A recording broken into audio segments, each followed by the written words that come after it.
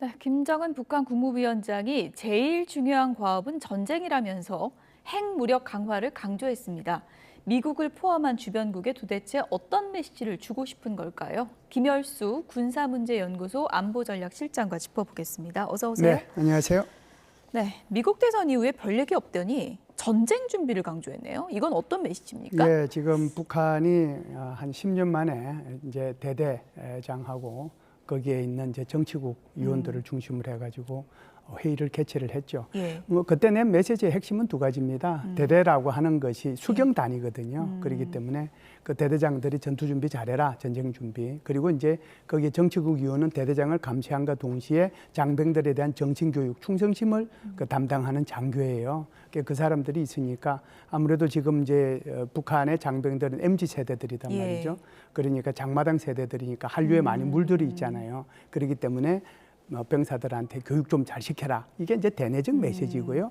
대외적 메시지는 아무래도 이제 핵무력 강조를 했죠. 그래서 이것은 이제 오히려 미국의 트럼프 차기 행정부에 대한 어떤 메시지를 발신한 거다 이렇게 봅니다. 미국 대선 이후에 나온 거기 그렇죠. 때문에 뭐 핵무력 강화는 늘 해오던 얘기긴 하지만 네.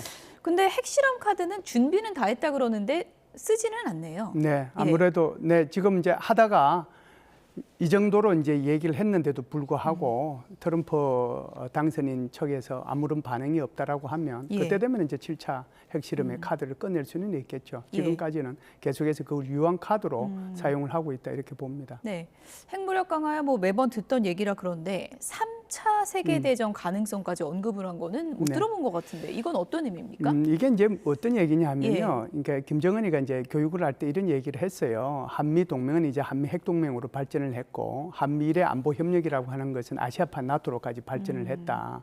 그리고 이제 미국과 서방이 우크라이나에 개입하고 있는데 우크라이나를 이제 앞세워 가지고 이렇게 현대전을 경험하면서 전 세계에 개입할 수 있는 그 준비를 하고 있는 거다 이렇게 얘기를 하고 있는 거거든요.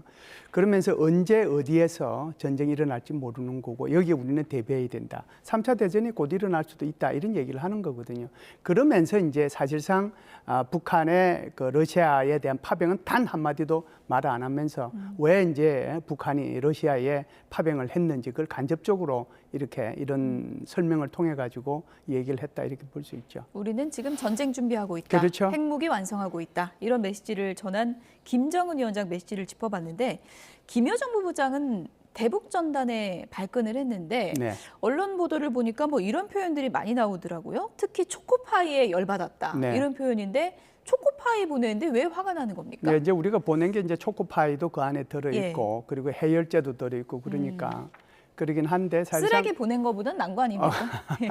그거보다는 훨씬 낫죠. 이제 초코파이라고 하는 것이 아마 개성공단이 있을 때 북한의 그 개성공단에서 근무했던 북한 여성 근로자들이 뭐 봉급보다는 오히려 저기 초코파이 달라고 할 정도로 그렇게 인기가 있었거든요. 그렇죠.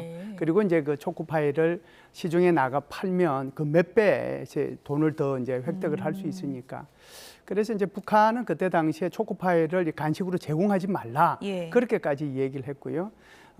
또 한때 이제 우리나라 판문점을 통해 가지고 기순한 운전하면서 기순한 그 병사 있습니다. 총알 맞고 한 그 병사도 나중에 의식에서 깨어나서 초코파이 먹고 싶다고 할 정도로 그만큼 초코파이는 북한 사회 전체에 다 알려져 있는 거죠. 그렇기 때문에 이 초코파이가 이제 보내졌다는 것에 대해서 김여정 입장에서는 발끈할 수밖에 없는 거죠. 왜? 그걸 보게 되면 북한 사람 입장에서는 그걸 신고하기보다는 자기가 먹으려고 그러지 않겠어요. 아이들한테 주고 싶어 할 거고. 좀 뭔가 북한 과자보다 훨씬 맛있는 건가요?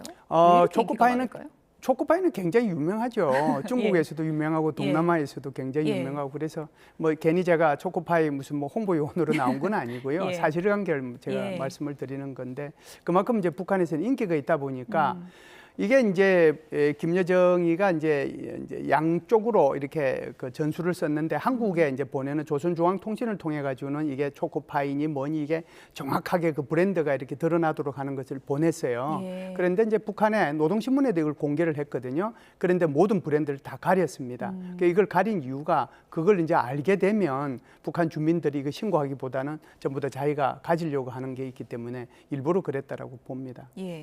그만큼 이제 남한 문화에 젖어드는 것을 굉장히 경계하는 이제 그렇죠. 북한의 모습을 다시 한번 확인해 볼 수 있는데 민간 단체에서 그럼 김여정이 발끈한다고 안 보내지는 않지 않겠습니까? 그래서 이제 이런 예. 것들이 이제 정부에서도 통제 한계가 있는 것이요. 이제 지난번처럼 이제 보낼 때 내가 매월 며칠 몇 시에 어느 지역에서 보내겠다라고 하면 사실상 그것을 이제 통제할 수 있는 여러 가지 수단들이 있는데 지금 여기 민간 단체에서 이렇게 보내는 것은 언제 보내는지 어디서 보내는지 누가 보내는지 전혀 알지 못하는 상태에서 보내기 때문에 우리 정부로서도 여기에 대해서는 이제 한계가 있는 거거든요. 그렇기 때문에 뭐 어쩔 수 없이 이제 지금 이런 현상이 일어나고 있다 이렇게 보죠. 어쨌든 북한이 지금 뭐 쓰레기 풍선 보내기는 했는데 이제 추가 도발과 관련해서 이제 김여정이 이제 지금 추가 도발을 경고하긴 했는데 일각에서는 이제 미국 대선 이후에 북한이 이렇게 발언이 세지는 거는 뭐 저강도 도발로 갈 거지 고강도 도발로 가지는 않을 것이다 이렇게 보는 시각도 또 있더라고요. 이제 저강도 도발은 이제 한국을 향해서 이제 하는 거고요. 고강도 도발은 아무래도 이제 이 유엔 안전보장이사의 결의안에 위반되는 전략적 도발을 이제 고강도 도발이라고 얘기해야 되겠죠.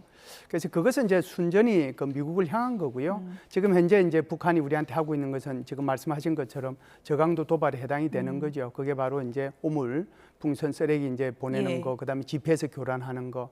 여기 하나를 더 추가한다라고 하면은 김여정이가 평양에서의 무인기 사건이 발생했을 때 서울 상공에 무인기가 뜨면 어떻게 했느냐는 쪽으로 얘기를 한 적이 있거든요.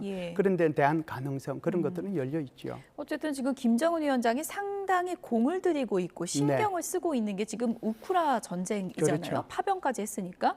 바이든 미국 대통령이 우크라에 대해서 미국이 지원한 미사일을 쓸 수 있도록 해줬다 이런 미국 언론 보도가 있거든요. 그건 어떤 의미일까요? 지금까지는 이제 사실상 그 젤렌스키 대통령한테는 이제 손발을 묶어놓고 러시아하고 싸우도록 했습니다. 그 말의 의미는 미국이나 유럽에서 제공해준 무기를 이제 러시아 본토로는 사용하지 못하도록 그렇게 규정을 했거든요.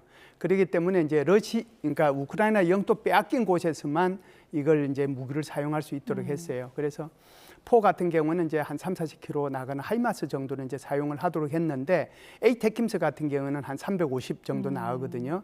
그 정도 되는 것은 이제 러시아 본토를 때릴 수 있기 때문에 여기에 대한 허용을 안 해줬어요.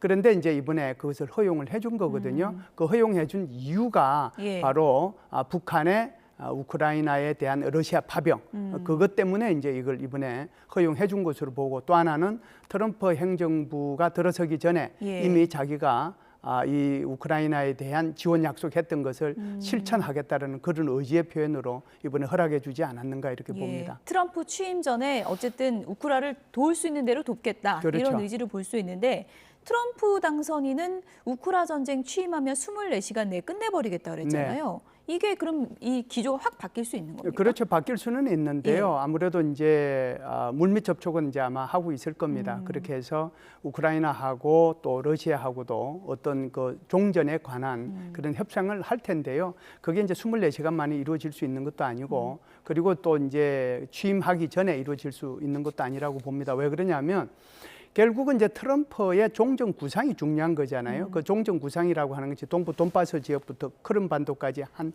1,200km 정도의 접촉 지역이 있는데 그것을 남북한의 이런 비무장지대처럼 그것을 DMZ로 만들겠다라고 하는 그런 생각이 있잖아요. 현 접촉선을 기준으로 해가지고 종전을 하겠다라고 하는 거고 그리고 이제 우크라이나는 나토에 가입시키는 유예하겠다라고 하니까 이 모든 것이 전부 다 우크라이나로 봐서는 재앙 중에 재앙이 되는 거잖아요. 여기에 젤렌스키 대통령이 동의할 리는 없는 거죠. 그렇기 때문에 아마 이 젤렌스키 대통령도 영토를 양보하는 어떤 종전 협상도 난 나갈 수가 없다라고 얘기를 했거든요.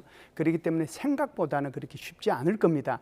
그래서 조금이라도 더 땅을 확보하기 위해서 지금 쿠르스크 지역에 북한군을 지금 투입을 하고 있는 그런 상황이거든요. 어쨌든 뭐 김정은 위원장 입장에서도 트럼프 2기가 어떻게 짜여지는지 그리고 굉장히 촉각을 곤두세우고 볼 텐데 국방장관 포함해서 몇 면을 보면 대북 정책 방향이 어떻게 갈 것 같으세요? 국방장관은 이제 좀 시그널이 양쪽으로 나왔어요. 하나는 그 사람이 북한을 이해하는 듯한 말, 그러니까 북한과의 그 어떤 협상이 필요하다 이렇게 주장하기도 했고 선제 타격도 필요하다라고 주장한 적이 있거든요. 그래서 이 사람의 정확한 스탠스는 어느 쪽에 가 있는지 아직은 모릅니다. 그러나 지금 그 DNI 국장으로 지금 간 사람은 이제 이게 협상이 필요하다라고 하거든요. 있거든요. 그러면은 이 두 사람을 협상해 놓고 본다면 다시 두 사람이 좀 매파가 있는데 그 사람이 바로 루비오 상원의원하고 국무부 장관으로 내정된 사람, 그리고 이제 그 왈처 그 국가안보보좌관으로 예. 내정된 사람인데 이 사람들은 다 이제 김정은을 미치광이라고 얘기한 사람들이거든요. 그래서 트럼프 입장에서 보면은 양쪽에 2대2 정도 되는 거잖아요. 필요하면은 당근을, 필요하면은 채찍을 내걸 수 있는 사람을 이번에 인선을 했기 때문에 좀 어느 더 한쪽 두고는 방향으로 쏠리진 않을 네, 것이다. 두고는 봐야 예. 되는데 최초에는 제가 볼 때는 그러니까 트럼프 1기 때처럼 그렇게 화염과 분노 이 정도로 북한을 최대한의 압박을 하는 그것보다는 오히려 북한과의 회담에 초점을 맞추는 식으로 처음은 시작을 할 거다 그렇게 봅니다. 예.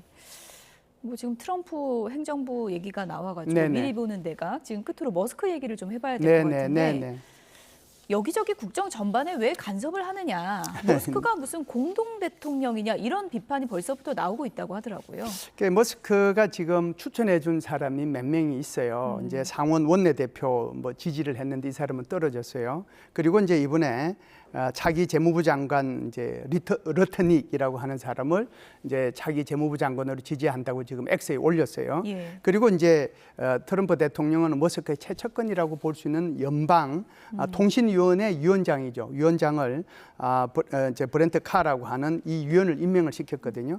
이것이 이제 인선에 관계되는 거라면 외교에도 관여를 했어요. 그러니까 아시다시피 그 젤렌스키 대통령하고 트럼프 대통령하고 전화 통화할 때 트럼프 대통령이 그 전화기를 머스크한테 줬잖아요. 그래가지고 스타링크 뭐 이거 했으니까 그때 예. 고맙다고 뭐 이런 얘기도 했거든요. 그것뿐만이 아니고 유엔 주재 이란 대사도 만났어요. 이러다 보니까 이 사람이 인선에도 관여를 하고 외교에도 관여를 하는 거잖아요. 그러다 보니까 지금 뭐 공동 대통령이냐 이런 말이 이제 나오는 건데 제가 볼 때는 이런 브로맨스가 얼마만큼 오래 갈지 그걸 좀 두고는 봐야 될 것 같습니다. 예. 단 사람이 우리가 사람과 사람 간의 관계도 그렇고 국가의 관계도 그렇습니다. 너무 가까우면 예. 빨리 깨질 수가 있어요. 그래서 언제든지 사람과의 관계는 늘 멀지도 않게 가깝지도 않게 이렇게 관리를 해 나가야 되는데 지금 머스크는 너무 가까이 갔다는 생각도 들어요.